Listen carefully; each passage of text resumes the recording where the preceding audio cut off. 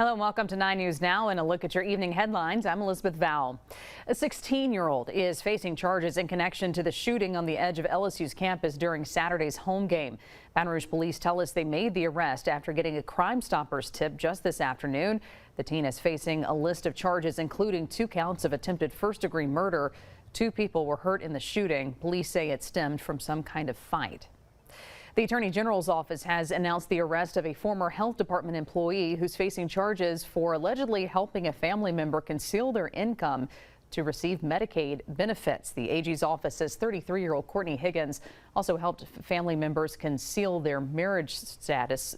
Higgins is accused of defrauding the Medicaid program of about $22,000 and faces felony charges.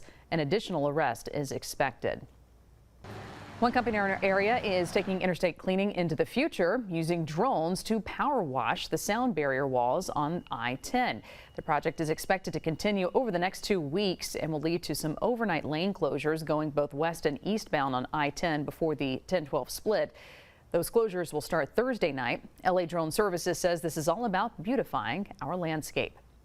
And we've also got some lane closures to tell you about on I-10 East tonight. The left and middle lanes will be closed from the 110-10 split to the East Lakeshore Drive. You can see it there on your map. Crews are making a repair to a damaged section of the road near the City Park Lake Bridge.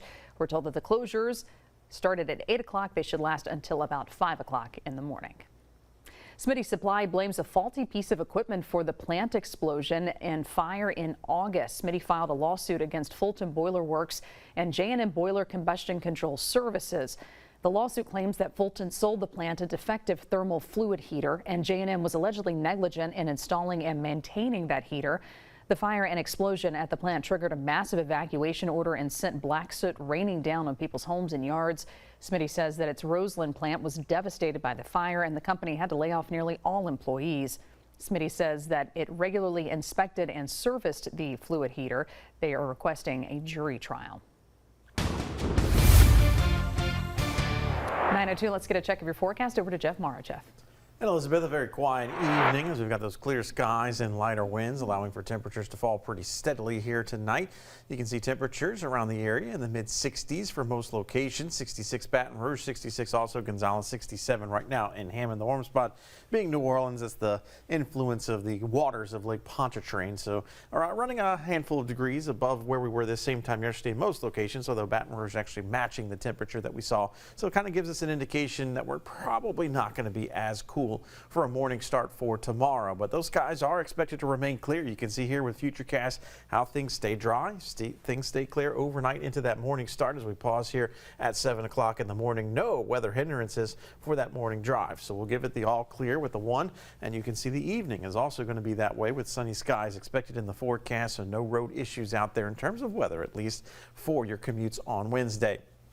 We'll look at the hour by hour for tomorrow. You can see low 60s for the morning start, so not quite the 50s we've been enjoying the last few mornings, and inching closer and closer to 90 degrees by the afternoon. I've got the high temperature forecast at 88 degrees set at 3 and 4 o'clock. You see all the sunshine icons, so obviously zeroed out rain chances in our forecast as we make our way through the day on Wednesday. But what about the rest of the work and school week? More of the same. We're going to be dealing with high pressure as our main contributor to our weather. That is sinking air, so that's going to inhibit cloud cover for the most part. We may see a few fair weather clouds Thursday and Friday, but it's also going to keep a lid on the atmosphere, keeping things dry. So no rain. We could use some rain. Fortunate timing when we're going to get some rain is over the weekend thanks to a cold front moving into the area, but you see those upper 80s lasting Wednesday, Thursday, and Friday, much hotter than the normal high for this time of year, which is 81 degrees. But comfortable mornings, warm afternoons, that's going to be the routine as we make our way through the end of the work and school week. Winds may start to pick up by the end of the week as well as that front approaches, and as we wait for that front over the weekend, it will trigger a few showers and storms. We'll have much more detail on that coming up on 9 News at 10. Elizabeth? Jeff, thank you. Also coming up at the top of the hour, there's a new drug showing up on the streets in Louisiana, and there's a growing concern that it could lead to even more overdose deaths. We'll tell you what we know about green fentanyl.